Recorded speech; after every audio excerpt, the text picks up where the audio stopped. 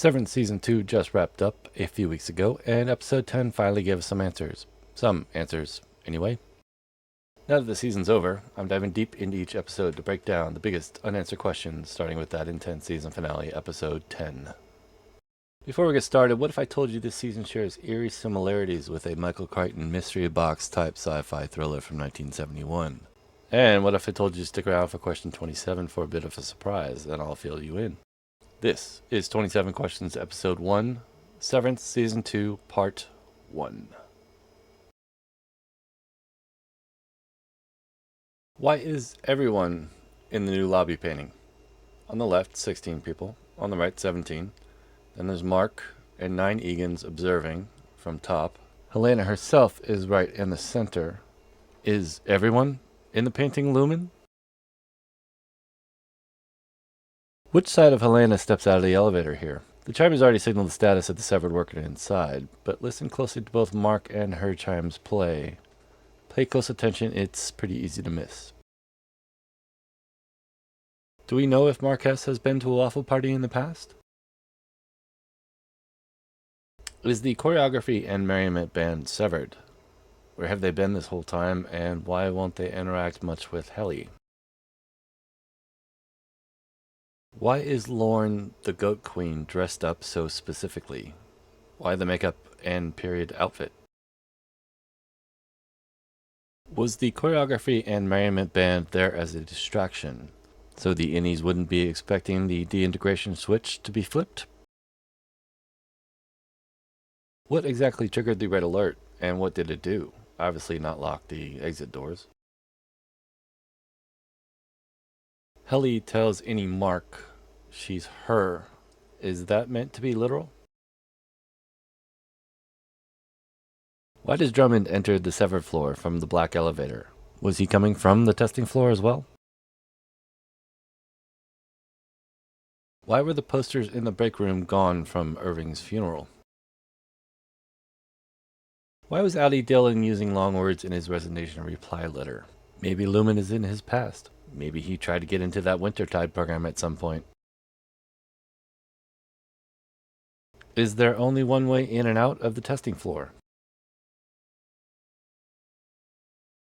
Why was Cold Harbor Gemma taking apart the same crib Mark did, while he and Gemma were trying to get pregnant? How did Lumen know about the crib?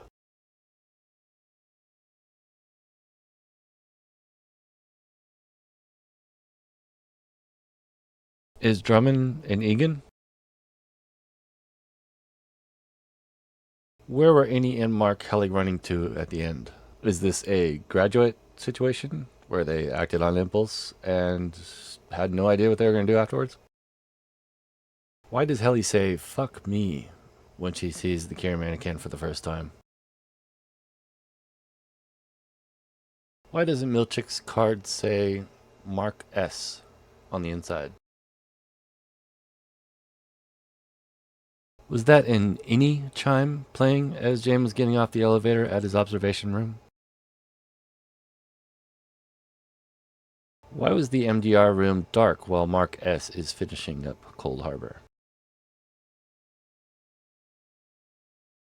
Does the forehead wound carry any significance? Mark has one in Season 1, the Doctor gets one in Episode 7, and Milchick gets one in the same spot from a trombone. Who is doing Gemma's hair 7+ times a day while she's testing? If Mark S completing Cold Harbor was the endgame, what were the other refiners even working on? The Andromeda Strain is a Michael Crichton novel adapted to film in 1971. Like Severance, it's a sci-fi mystery box type story primarily set in an underground, high-tech testing facility. The themes aren't quite the same, but the imagery and a lot of the camera work, set design, writing is actually pretty similar to Severance Season 2. Here's some clips from the film that you might find familiar.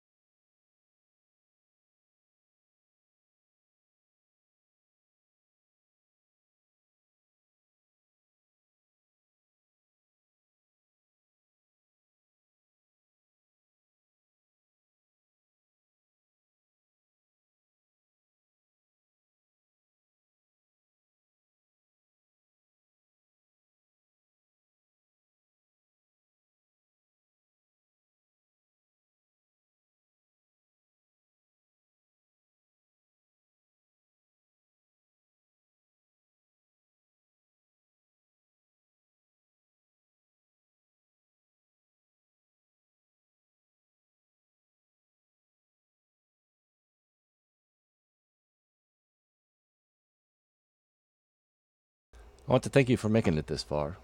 If you agree, disagree, or can answer a question or two, let me know in the comments.